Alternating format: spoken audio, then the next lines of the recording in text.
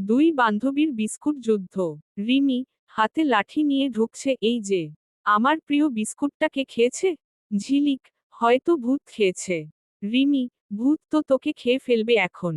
আমি আলমারিতে লুকিয়ে রেখেছিলাম। ঝিলিক, তাই নাকি? আমি তো ভাবলাম সবার জিনিসই সবার, তাই খেয়ে ফেললাম। রিমি, ধুর, আমি তোকে একদিন মেরাই ফেলবো। ফাজিল মেয়ে একটা।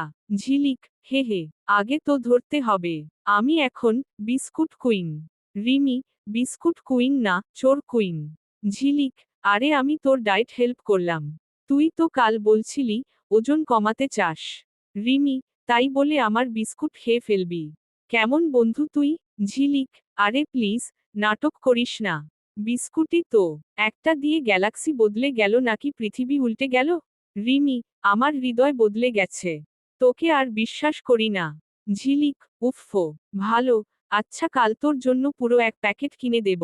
রিমি, এক প্যাকেট না, 2 প্যাকেট। আর তার সঙ্গে একটা চকলেট। ঝিলিক, হুজুর, ক্ষমা করে দাও। এই বান্ধবী তোর কসম। রিমি, ঠিক আছে, চকলেট দিলে ভাবব। ঝিলিক, ভাববি না, হেসে ফেলবি। কারণ আমি এখনই ব্যাগ থেকে বের করব তোর পছন্দের চকলেট। রিমি, কি শয়তান মেয়ে একটা। এটা তো আমারই ছিল।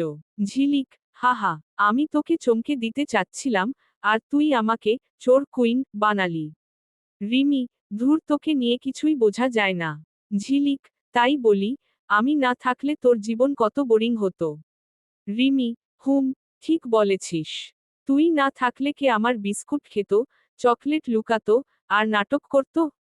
ঝিলিক, আর তুই না থাকলে কে আমাকে চোর কুইন বলতো?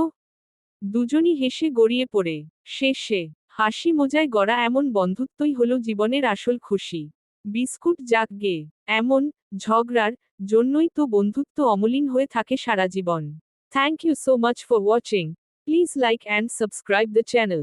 লাভ ইউ অল।